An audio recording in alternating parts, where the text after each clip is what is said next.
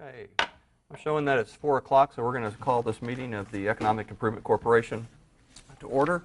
We'll start with an invocation, and I've asked Sherry Patilla to give that to us, please. Let's pray. God, we thank you for Kerrville, our city, and we ask for your blessings on Kerrville and for all of her citizens. We ask for your guidance as we discuss and deliberate today, and ask that you would help us in making the right kinds of decisions that need to be made for the very best for our city. In Christ's name, amen. Amen. Thanks, Sherry. Visitors and Citizens Forum. Any citizen's business not scheduled on the agenda may speak to the Economic Improvement Corporation. No deliberation or action can be taken on these items because of the Open Meeting Act requires an item to be posted on the agenda 72 hours before the meeting. Visitors are asked to limit their presentations to 3 minutes. Do we have any visitors today for the forum? If not, we'll move on to item 2, the nomination and election of officers. I'm serving as vice chair, and so the first order of business would be to nominate and elect the president, a vice president, and a secretary. So I guess at this time we'll open that to the floor. I would like to nominate Gary Cochran as president and Sherry Patilla as vice president. I'll second that. We have a And can I make a motion for the secretary or not? In the same, or we do it all together? Can we do it all together, or do we do it two Well, separate? let me add some confusion. We do need to, or you all need to nominate and appoint both a secretary and a treasurer. And those, per your bylaws, can be staff. And that's what I recommend you do, is just, here's your secretary, and your treasurer is probably sitting over there in the corner somewhere. Yeah, I pointed I at thought we you. had to have, You did, So and why so- was I, so I didn't have to be secretary, huh? Right, right. Cool. I was worried about another term for you, so let's get Mrs. Brown in there. And So it does So- not have to be a member of the corporation? no, it doesn't, and Okay. that's per your bylaws, which we read about once every 2 Okay, years. are those appointed or elected then? They're appointed by y'all. Y'all appoint Okay. those, but those are different than the president, the vice president, in that those don't need to be board members. Okay, well, right now we have a motion for president and vice president, and I have a second for that motion, so let's go ahead and act on that. Perfect. So all those in favor, please raise your right hand. Motion is carried. I guess, thank y'all. Thank you. I'm sorry, sir. I didn't catch the name of the vice president nominee. Sherry. Sherry Patilla. Okay. Yeah. All right. Sorry. Okay. I also have another nomination. That I want to nominate Gary Cochran as the EIC representative on the KEDC. Second? I guess Can we do that? that's not on the agenda, Mike. Does that go? We did it last time. Yeah, why don't we wait? Put it on next No, agenda. Go ahead and do it. You do it this time. We're fine. It's a broad nomination like officers. That's pretty broad. So go ahead and do that. I don't want whoever you nominate. I didn't catch that. But I don't want them to miss a meeting. Probably a meeting. I nominated Gary Cochran to serve as I think that's fine. our EIC representative on the KEDC board. All right, did we get a second? I'm sorry. Yes, I Yes. seconded. All right, we have a motion and a second. All those in favor, please raise your right hand. I guess I have to vote too. Can we do the go team now, too? Or not? Go team? Can we go ahead and nominate that now? Is that still? Are we still functioning with the go team, Todd? Do we still have a go team? We just haven't had the applications come forward. But we still have a go team, so we need a representative is what I'm Well, hearing. I move that Jim Wilson remain as our go team representative. I'll second that. I have a motion and a second. All those in favor, please raise your right hand. Unanimous. Okay, now, Mike, if I'm hearing you correctly, we need to appoint a secretary and a treasurer. Yes, sir. All right, would anybody like to make that nomination for me, please? I would move that we make Cheryl Brown secretary and Sandra Yarborough the treasurer. I second it. We have a motion and a second. All those in favor, please raise your right hand. Motion's carried. All right, did we get all the business out of the way? Item 3 is the approval of the minutes. I hope you all have had an opportunity to study those. And if there's no correction, I'd entertain a motion to approve them. I so move. If I could, I'm sorry, if I could just interrupt, there were 3 errors in that, and the copy that was on at your place is the corrected copy. Okay. misspelled Priscilla's name. Okay. 3 times. So, Paul, your motion is for the new and improved? Yes. Okay. I'll second that. We have a motion and a second. All those in favor? Passed. That's the wrong one. Monthly financials. Sandra?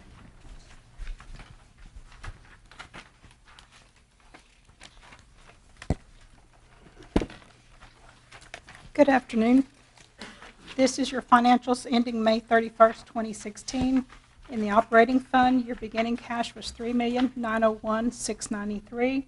You had income of $308,853 with expenditures of $97,311, leaving you an ending cash balance of $4,113,236.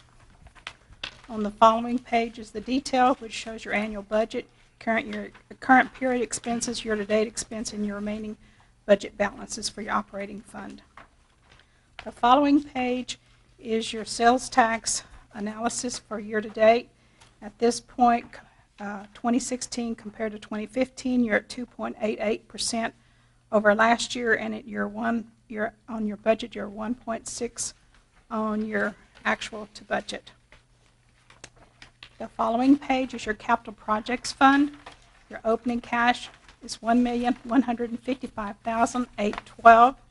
You had no income and expenditures of $40,000, leaving you an ending cash balance of $1,115,812.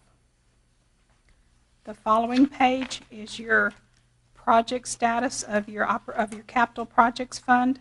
And again, that ties back to your $1,115,812. At the bottom there, it shows the remaining funds on the River Trail to be expended, and on the Louise Hayes Park, y'all's contribution has been expended in full. On the last page is your cash and investments, showing where your funds are placed in your operating and your capital projects fund, showing your cash in the Wells Fargo Bank, and then all of your investments. Any questions? Thank you. Sandra. All right, moving on to item 4B, project update.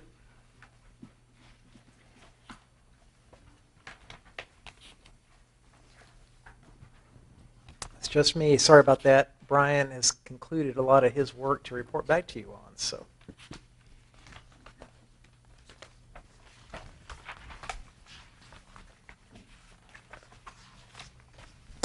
okay, with regard to River Trail, I know a lot of y'all were out there for the grand opening of the new section, so that we got it done and open just in time for all the rain. So I think we've actually had it now open for a few days in a row. So we feel happy about that. But the project work in terms of the construction processes and all those efforts have now been concluded, and we've successfully opened the next section of that trail, which is taking us to the Lowry Guadalupe Street crossing. So again, appreciate y'all being there. That was a neat opening for that project. So we're in the process now. We'll go into executive session a little later in the meeting to discuss where we are on the additional right-of-way acquisitions that we're looking at for the next extension, which we're looking to take it along Guadalupe Street down towards the Dieter Center and maybe even beyond. So we'll brief you a little bit more detail on that. But you won't see any more updates on those ongoing contracts because we're done. Unless you just want Brian here to talk to you. Any unexpected consequences of these heavy rains? No, we've performed very well, and so the trail construction in and of itself is an amazing structure. So it's 10 feet wide. It's got 30-inch deep toe downs on each side. It's like a big staple that comes down, which is full concrete reinforced construction. So literally we'd see the islands and everything else washed away by close to 3 feet before anything got into that trail section that's out there. But so it stood up very well to all the stresses that we've seen put on it. So the Kerrville Sports Complex, of which y'all are helping to fund $9 million towards, that we've awarded contracts. I think we've talked about that. The contracts, we have got 4 separate contracts. One is for the buildings and structures that will go out there. One is for the mechanical and the grading and utility work. And then a final one is for the ball field construction in and of itself. And so the dirt work that you see going on out there is a private contract that the Callow Foundation is paying for out of their pocket. It's not any city project. So that contractor is trying to finish up and be out of that property by the middle of July, and then our initial contractors will kick in and get going. So our dirt work contract is J3 contract, which is the same contractor that the Callows have been using to get their first rough grading project completed for us for that project. So we'll keep you up to date as that continues. We're, again, expecting to start construction mid-July. That's estimated to be about a 12-month project. So by July of next year, we should be fully functional and operational out there. Todd, what was our total commitment, EIC's commitment? I forgot. $9 million. Thanks. Well, not covering a $9 million debt issue, so it'd be $9 million plus our interest payments. Workforce housing proposal. We had gone through a request for proposals on that project. We had selected McDonald and Companies as the development team for that project based on their experience and doing these kind of projects successfully around the state and around the country. So we have started our initial conversations with them. We have a memorandum of understanding executed between the two parties. So what we're working on now is really running some financial information to look at whether or not developing housing on Peterson Farm works. If not, are there other alternatives that will work? Again, the objective was to try to deliver a 240 multifamily unit geared towards workforce housing at about a $750 a month average rental rate for those units. And so we're looking at that. Again, we've been open to looking at Peterson Farm Road. We've also been open to looking at other partnerships we might be able to develop, at other kind of sites around the community. So we're at the very early stages of that. So by October 31, at the very latest, we should know whether or not we have a concept that's really going to work financially and operationally. So Would that be just on Peterson Farm Road or any other? it's really looking broad-based. It's looking, Peterson Farm Road is one option, but looking at other locations around our community would be other options to think about. So At the chamber lunching, somebody wasn't sure of the history of that property, and they thought we had purchased it for USDA to come out there and occupy that property at one point, and I didn't know any of that history. Is that current? Is that Yes. still a hope? Or it was originally purchased for USDA, 15 years ago. Okay. USDA has been talking to the city about 20 years about trying to replace existing research facilities there. Had some conversations with USDA recently, and so it's kind of the same thing. It's like they're open to, and they would love to get community support to try to keep the lab here and expand it, but they cannot give us any timelines. They can't give us any commitments because it's literally an act of Congress, and it takes a spending plan to do it. They have in our workforce plan, do we have a section of that we're still holding for them, or would that cancel that out? It would cancel that out. So in our conversations with USDA, we've talked about the fact that, hey, does it have to be at this particular location? They said, well, no, it doesn't have to be here. We talked about, is there an opportunity for them to redevelop the existing property that they're on today? So that's an option. They also threw out, hey, would the city be willing to work with them, to try to locate other potential options in the city? It's like, yeah, absolutely. Okay. Look, Just we're wanna open make to sure we're not anything and everything. jeopardizing any of that. Correct. Todd, in this analysis that McDonald Properties is doing, is the consideration for private enterprise to be involved in that at all? That's really an inherent part to all this. This is supposed to be a public-private partnership, and in that partnership, this is really a privately constructed project. And the question is, how much city participation or local participation would be necessary to help our project achieve our desired objectives? And if it doesn't work, it doesn't work. I mean, if there's things that they need from us that's beyond what we can do or would be willing to do, we're non-binding. Same thing for them. If they don't think this would work, and if we can't come to terms that both sides feel would make this project work, then we can back out of this. There's nothing binding to the MOU. But I think the value of that effort is really looking and getting a real-time estimate on what it would take to make a project like this happen. And so no matter what, we'll have some good information, I think, coming out of it. So some pretty good financial detail that we can look at.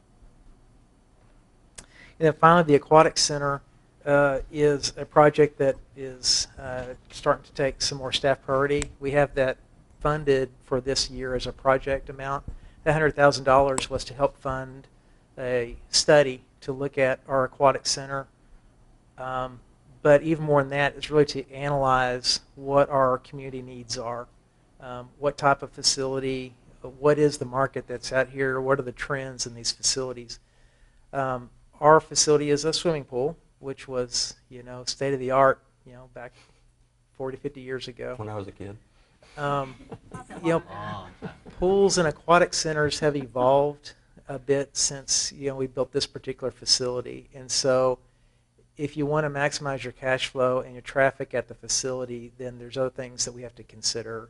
The existing footprint won't work anymore, those types of things, and so we've already initiated some contact with several aquatic center consultants around the state that have worked on successful projects, and so we're at the early stages of talking to folks and seeing what we can do to get some idea of what their proposals would look like, how much time it would take to conclude a study, and kind of what that pricing may be. So we're looking at that right now. So we'll be presenting that to council when we're ready to bring an application forward to the EIC. So council will have to make an application to utilize those funds. Are we inviting the school district to participate in those conversations? Yes, sir. Yes, sir.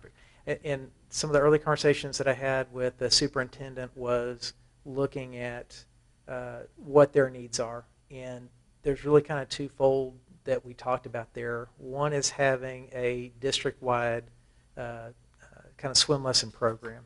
And the administration's concern about Kerrville particularly is that we are an aquatics-based community with a river and kids swimming out here. And so not all of the kids have necessarily received swim education. So they would like to consider putting that as part of their curriculum as the kids learn to swim. The other is really a desire to look at a competitive swim program at least at the high school level. And so that's kind of exciting to them because really from a relative perspective, it's a kind of a low-cost athletic opportunity if they can get the facility paid for by others. So there's a couple different elements that's there. We'd invited them really to help us identify what facilities that they would like to go look at as well. And so we'll invite them to go with us because we'll be making some site visits and doing some analysis with our design team as we get this project moving forward into design and evaluation. Perfect. Todd, I have a couple of, comments, one question and one comment. First of all, back to the river trail just briefly. And I know we have some other things to discuss tonight, but I think it's appropriate at this time. It's been a while since City Council and EIC has sat down in a joint session to discuss what we do next with the river trail. And so if the board's in agreement, I would like for us to, if staff could call that meeting or set up a time where we could sit down with council and open that discussion again. I feel personally, I need some direction from council of if we're going to go forward, and if so, how are we going to go forward. So I think it's a great suggestion. I agree. Do we have to have a vote for that, Mike? Well, it just, you don't. I mean, it depends on your comfort zone, whether you think Todd will run off and do that. Let me just... We better have a vote. Get official. Let me just say this too. We don't have an executive session item on tonight's agenda for River Trail. So to the extent that you want to talk about, broad-based issues that won't impact our acquisition of property now, now's the time to do that. So we can't go into executive session and discuss that? So But we can talk about requesting future meetings. Yes, absolutely, absolutely. How best to do that? Todd, will you set that up for us? Yes, ma'am. And we are proceeding forward. We've received direction from council to secure as many of those easements down towards the Dietrich Center as we possibly can. And so to this point, we've actually been able to secure all but about 4 of those parcels that we need. We are been authorized for a purchase on one piece, and then we're We've concluding some actually been negotiations on authorized, the price. we think we're in the process of purchasing 2 of those. And then we're really, the 4 in question are the Spalding track, which is behind the condos. We've agreed in principle to exactly what's going to occur, but there's some moving pieces, and there was a sheriff's sale involved, so we have to, you know, of course, make sure that all works out. And then the S&B piece, which is a small easement, they've agreed in principle orally to our price, and now we're waiting on the price piece, and then we would be down to Price and Barbara Burton's property. That's kind of where we are from the Lowry, Guadalupe area down to Spalding. Okay. So I give you all but 2 pieces that get you to the Dietrich Center. Yeah.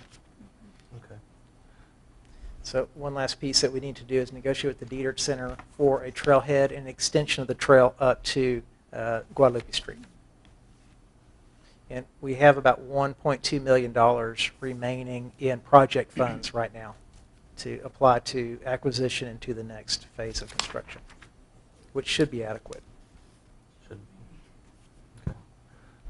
And I apologize for not being better at the leadership role. Do we need to vote to set up that meeting, or can we just ask to a consensus? You can ask. I've got. I think I understand. We have 100% consensus. Is that right? Yeah. To have a joint workshop. So Nodding. we'll put that in front of council and try to get that scheduled as quickly as we can.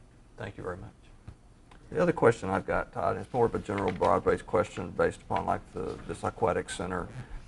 It seems that we're somewhat, and this has nothing to do with city staff. I think I have nothing but great compliments. But is there a method out there, a study that exists or can be accessed for what the citizens are asking for in this community? It seems like sometimes we're over here dealing with this and over here, you know, because somebody asked for funds over here. It seems like I've heard from other communities that they've actually had studies done that poll the city, or that they're able to come up and find out what the citizens want. What are the hot points, I guess, within the community? Do we have access to anything like that? There are resources. I mean, we need to do a community-wide survey.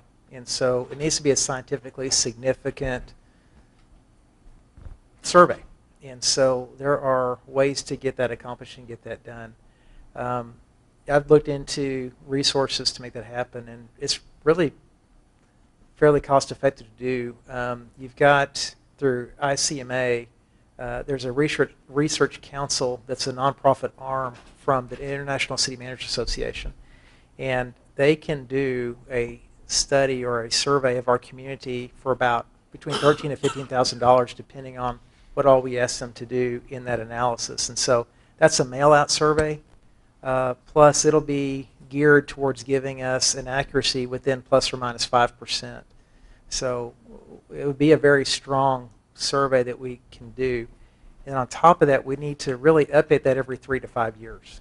You know, as our population changes and our demographics change, we need to try to keep up with that and make sure that our programs are there.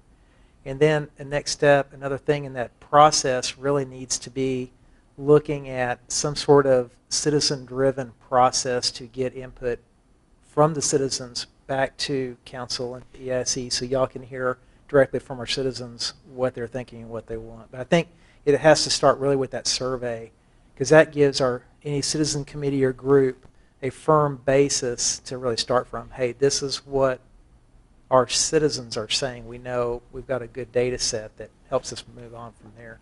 And I'm assuming that would have to be initiated by council. Is that correct? That would be correct. Can you put that on City Council's agenda for the next meeting? Yes, sir. As a matter of fact, I was planning to discuss that with you in your budget workshop.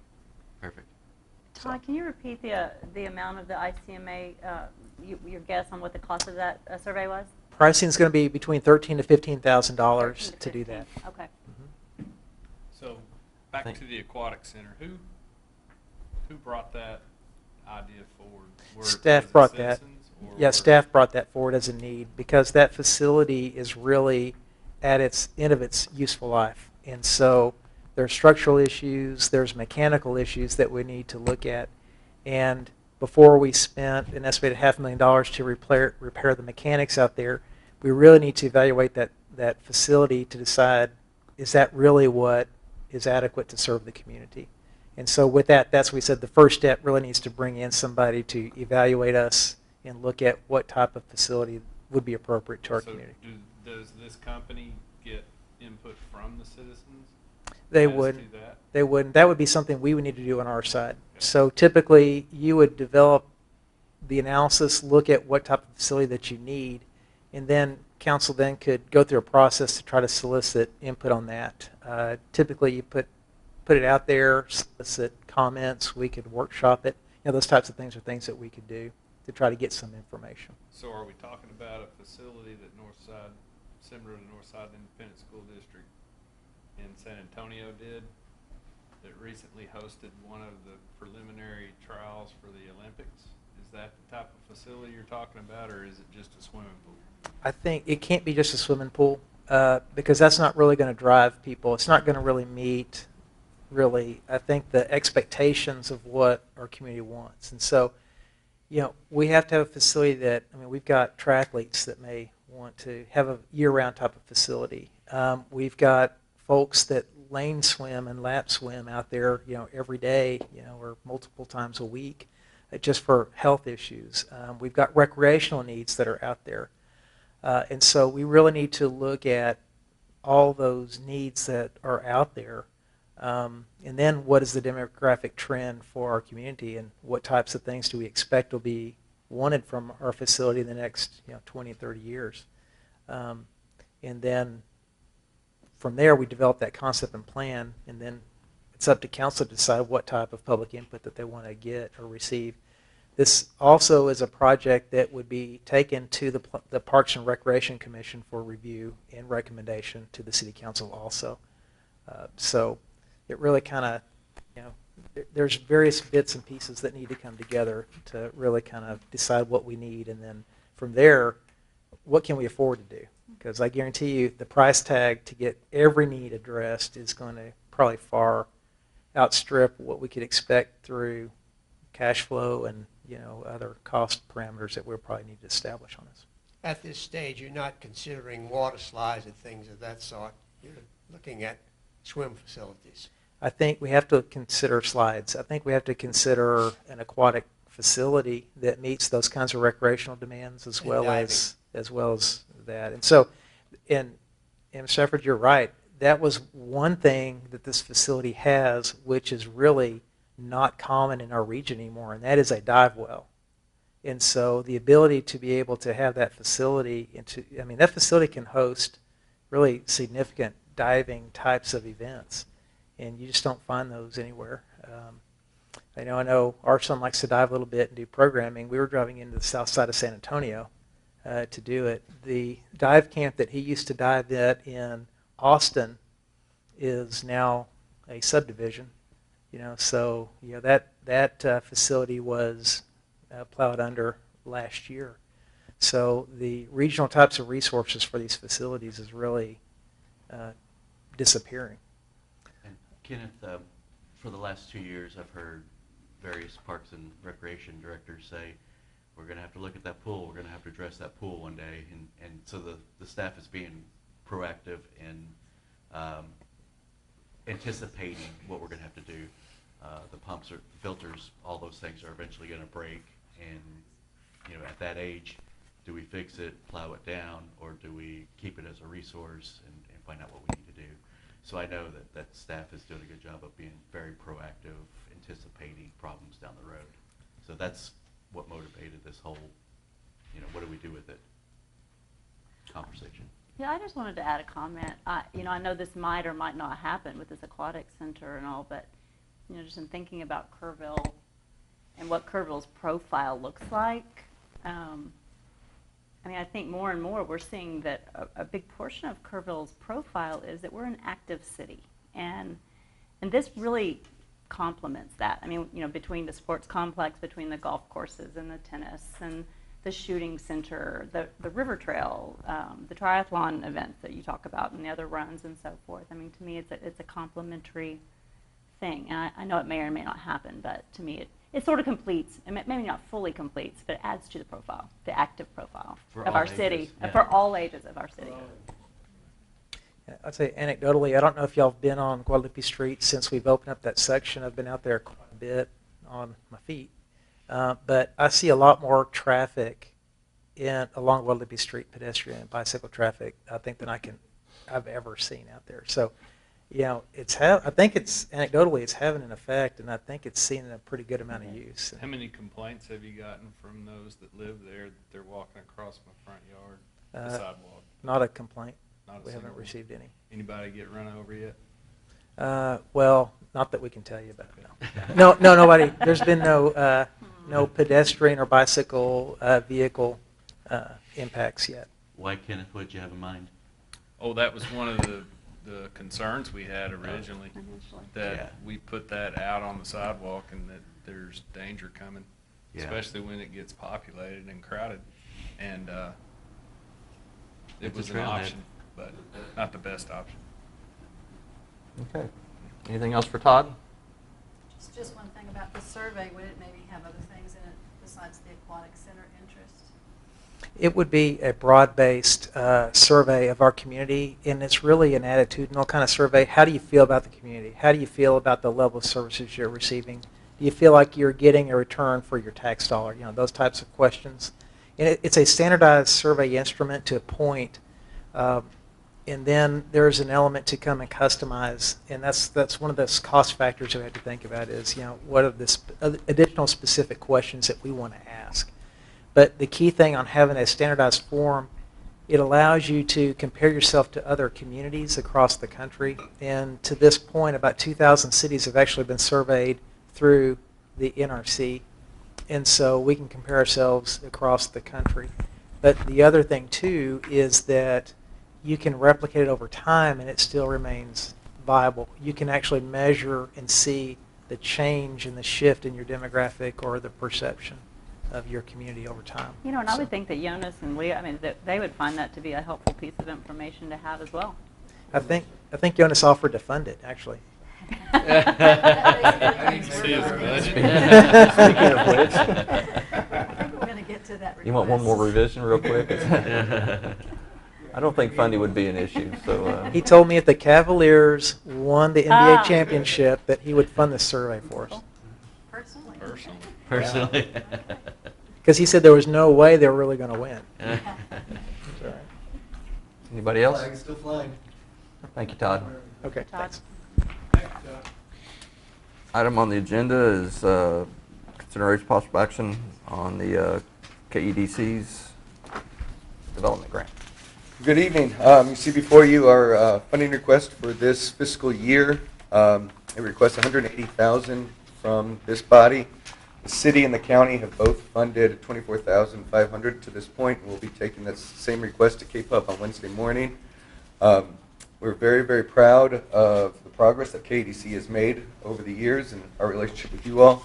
One of the things that we had done in years past is underfunded the organization, or request less than the budget that we adopted as an organization, and therefore utilized the cash reserve that we had accumulated due to two issues. Is one, we cut the budget when I came on staff, and we also had a dormant period of about 6 months. That surplus is all but disappeared. We're estimating it to be very, very modest this year, $20,000 to $30,000. And so this budget request kind of coincides with that strategy. The projects that we worked on this past year will create about 1,500 new jobs of direct and indirect impacts, about $380 million in salaries, $90 million in taxable sales, and about $30 million added to the tax rolls of the city and the county. So with that, I'd open it up to any questions or comments that you all have. We greatly appreciate our partnership and want to definitely keep this going. I would like to make a comment before we vote on this, but I asked Jonas and Charlie to attend a business meeting for somebody that wanted support in our community, and they responded aggressively. They were there with the answers. They have expertise that I didn't have, and I didn't want to speak out of turn, so they were able to hold my hand and hold me back from speaking out of turn. And it was fun to see them firsthand and how effective they are with different organizations. So I just had a very positive experience with both Jonas and Charlie, and I just want to compliment them for the work they're doing. Appreciate that. Gary. Mouse? It's a no-brainer for me. Jonas, I would, personally, again, like to congratulate you and the KEDC on what y'all have accomplished this year. Thank you. Particularly your CED certification. I understand that's pretty rare and difficult to get, so congratulations on that. Thank you. And just Kudos. just want you to know we expect at least this much or more next year. So. How about 20%? All right. We have a proposal in front of us. Do I have any questions or comments on that before I accept a motion?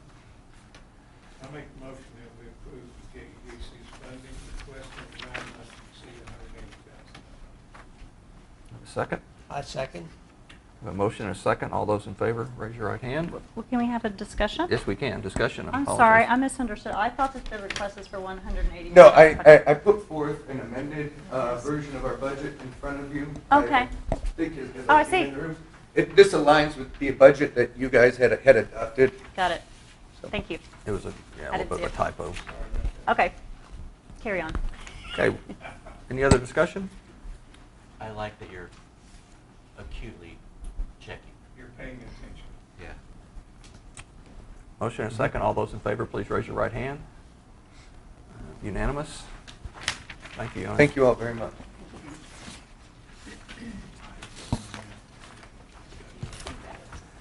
5B, staff report discussion planning regarding planned lighting improvements to Sidney Baker Bridge and Louis Hayes Park. Thank you. We've got a little bit of a presentation here, but the bottom line really to this project is that we had $250,000 allocated in the project.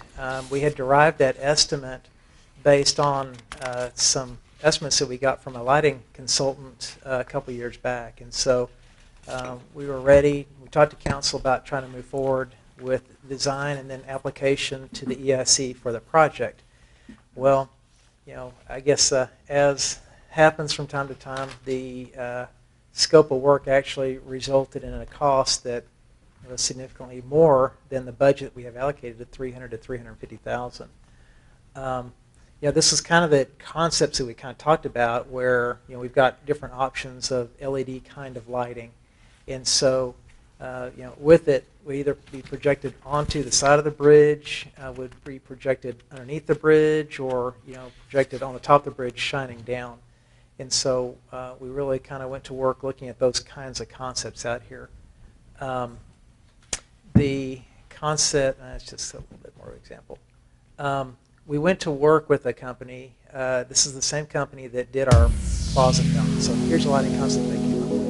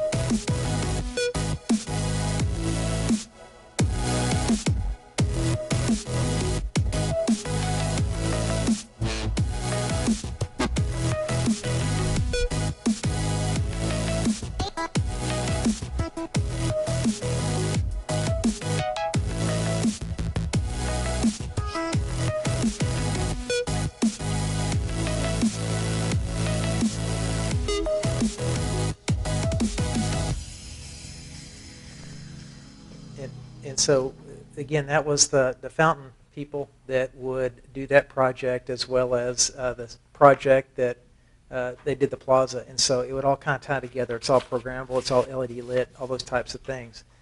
The project itself, the hardware itself would run about $160,000 to $170,000, and so really at the end of the day, it's conduit, it's installation, it's some other things that drive that price up.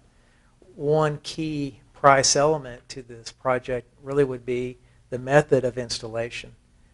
So if TxDOT would work with us and allow us to suspend from the bridge and install, that would save you about $30,000. Otherwise, you have to use a barge at night typically, and so that barge rental cost alone is about $30,000. And so there's a little bit of flexibility. That's why we had that range of $300 to $350 for the final kind of design and installation for that. We presented that to council, and really council felt like that there was a couple questions on the particular project. One is, is there not a way to maybe look at other ways to emphasize the river itself? The bridge would be beautiful, but you basically would almost have to be down in the park in the evening time to really enjoy that and get the full effect of that. And so were there other options that we could look at that you could see from in the park or from up top and kind of get that full effect? Or the things that we could do, again, to highlight water and some things like that. So council really directed staff to kind of go back to the drawing board to do a couple things. They said, instead of focusing on one element of the park or downtown lighting, why don't we develop a strategy that really is more all-encompassing? Mm-hmm. What are some of the things that we can do? Then from there, how do you phase that in? And then how do you fund that over time? And what are some of the other funding options that may be out there? Not just EIC, are there other grants? Are there other dollars that we may be able to bring to bear to kind of help facilitate a broader scale plan than this? And so just wanted to kind of bring an update to you and let you know that although it's on the project budget, that the cost from what we talked about is significantly higher than we had budgeted. Number two, we're really kind of taking a step back per council's direction to say, hey, what's a broader scale and what's some better thematic and some better impactful things that we might consider doing, and then how would we phase that in over time? And I kind of see it as trying to develop a nightlife down. I could just imagine Grape Juice clearing a view and Tayocho clearing a view to the river at night. And even the library might see more traffic after dark if we have a little bit more appeal downtown. Maybe that would draw more business downtown after the sun sets. So I'm kind of excited about the idea.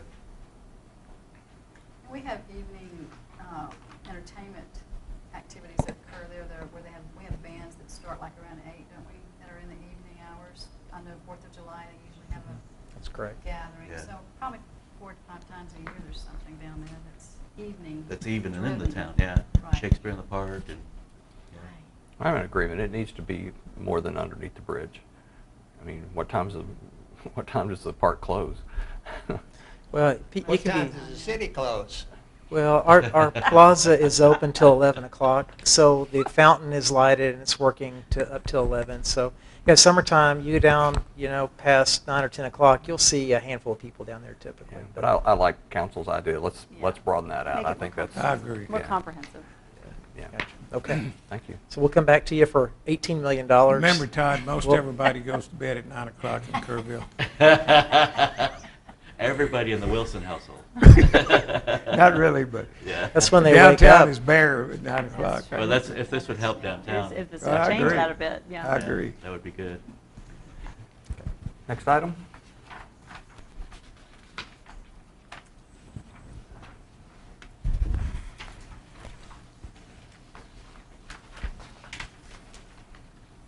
You want me to call it?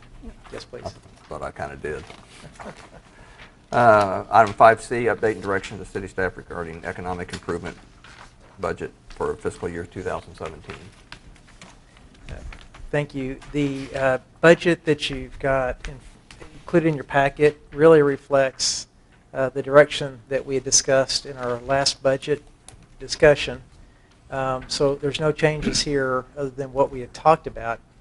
Of course, we talked about just a minute ago about really putting onto the back burner the funding for the downtown lighting project. So, with that I don't know if there's some adjustments that y'all want to consider making to that, or if there's any additional direction that you want to give to us as we move forward. But again, when we look at our revenue projections, we're on target with our projections. And you saw that what Sandra presented to you tonight showed that we're about 1% above our forecast for this year. Remember, we have our forecast based on a cycle. We've gone back to day one when we first started collecting sales taxes, and there's a wave that we follow with an overall upward trend. So we're in year 2 of that trend, and this estimate follows that. When you look at the administrative costs, you can see we factored those in. This also factors in your actual debt service allocation that you have today. We've got the ED set aside on the category 1, and as we had discussed, that any of that 500 that doesn't get expended goes down into your building economic development reserve, which is your accumulated ED set aside, which is the very bottom inverse row that you have at the bottom. And then, of course, you got your category 2, and again, we still have all the projects that we'd originally discussed and programmed are still in here. The Olympic pool is $100,000 that we're planning to talk to council to get an application forthcoming today. We're looking at pulling together some itemized concepts and ideas for the streetscape enhancement project. So we want to bring you a specific list with an itemized cost breakout for what we might propose to do. And then when you get into 17 and 18, we're really kind of the bulk of projects. So you've got the tennis center funded, 1.5 to bring to bear ultimately on 18. We've got our Singing Wind ball fields. We talked about enhancing lighting and doing some things over there. And really funding that in that 18 fiscal year will really coincide with the opening of the athletic complex that we have on Holdsworth. And then Guadalupe Park enhancements at $1.5 million for 19. Again, would be in contemplation of getting that trail extension down along that way and being able to enhance and provide some additional amenities within the Guadalupe Park itself. Types of things we're talking about were pavilions, were some additional sidewalk connections. Talked about doing something on the water's edge if we could, although there's some flood issues that we had to think about and determine feasibility of some of that. But it would really kind of add restrooms and some of the basic support things that you would need, because we would anticipate that that park is going to become a major gateway into the project. It's kind of a natural draw. And then there's nothing past that point. Can I ask a question while Yes, we're sir. right there? Both in 17 and 18 under downtown street enhancements on our budget you have in our agenda, we're showing $250 for a water feature in 17 and $120 for a gateway feature in 18, and those aren't on your budget on the screen. Have they been removed? Oh, yeah, or? I'm sorry. No, that was a this year budget document that really doesn't reflect what you see here. Sorry, that was. The, So take it off. the downtown street. Yeah, so please ignore that's on the screen. That's not really. I'm sorry, what am I ignoring? Wait, what? You Yeah, lost me. the thing you have in front of you, that EIC budget, that 2017, Uh-huh. that's not Don't- intended don't- for this All conversation. we're looking at is 16. Yes, yeah, Okay, yeah. So your proposed 17. okay. But the proposed 17 had 250 in it, 250,000. This is what you're saying previously, and we're not supposed to consider that. I mean, where's the water feature? Is that? The water feature is a downtown feature. We had contemplated where the flagpoles are, Right. taking those down and putting a water fountain recall there that. to replace those. And that would be consistent with the water features and kind of the design that we have down in Louise Hayes Park, so it kind of would tie that together. So that's a small fountain. Can we get the screen back up so I can see it again? But that's not on the screen. It's not on the screen. Yeah, It's not included. as long as I'm just looking at 216. So there's no, up to this point, there's no difference between what we have in our agenda item and what is on the screen then in 2016. Well, I didn't see gateway No, it's the feature. same. Right, there shouldn't be. Yeah, that should be a reflection of what 16's you the actually same. have. Okay, So, so we can work off the one so far yes, that's in our That was packet. at 280 total. and this Yeah, is- I've got the this is 280. I can yeah, see that. Yeah. right. Sorry for the confusion there. That's all right. And then you get to category 3, which was the anticipated allocation that you may have regarding funding or assistance towards your 2 local affordable housing initiatives. So Habitat and then Home Opportunity Council. And then you got $3 million, which is potential wastewater line extension concept that would get you out towards Village West Industrial Park. Again, you haven't had a lot of positive response. Jonas actually in KEDC went out there and visited with the business owners out there, and there's not a lot of positive response to the majority of the businesses out there, because they're kind of like, hey, we're doing fine. We don't need you to come serve and annex us. Okay. You know, when we had this discussion last August, July or August, on the 5-year forecast, we had agreed, and I had my notes from it too, take that $3 million and drop it out of the forecast and put it into the fund balance. So. Okay. I think I remember that too. Yeah. Yeah, that's exactly right.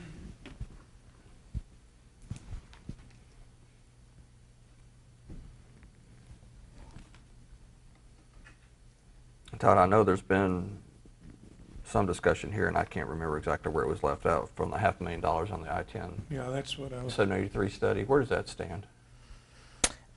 We're supposed to come back to council in the next month or 2 to re-evaluate whether we're supposed to proceed forward with that evaluation. So my recommendation to council still would be to proceed forward with getting that schematic and that analysis completed. I'm in 100% agreement with that. I think that's critical to the future of Kerrville. Yeah. Well, and it's, TxDOT's looking to establish its 5 to 10-year capital plan. And so in order for us to have a hope of getting our project in, we have to make it as shovel-ready as we possibly can. Plus, TxDOT's going to look towards the city to provide, some degree of in-kind match. And so we do need to proceed forward with getting that done, I think. Good. What else? That's it. Is that all you have? Yes, sir. Good job. So Any questions for Todd? Do we want to take the Louise Hayes Park lighting out? Do we want to zero that out at this point? I mean, it's part of this fiscal year. We're probably not going to spend that. So there's really not a need to I think, push that into another future year. Yeah, I agree. At this point, that'll roll into your reserve funds, and it'd need to be reallocated should a project come to you in the future. Yeah, I agree with that. Do you need a motion on that, or can we? No, I just want to make sure that y'all are, that's what you want to do. Yeah, So. Absolutely. I made that note on my own report. Okay. So. Just a budget amendment. Okay. Everybody in agreement with that, with Todd? Yes. I am. Yes. I think Okay. we're good. All right, thank you.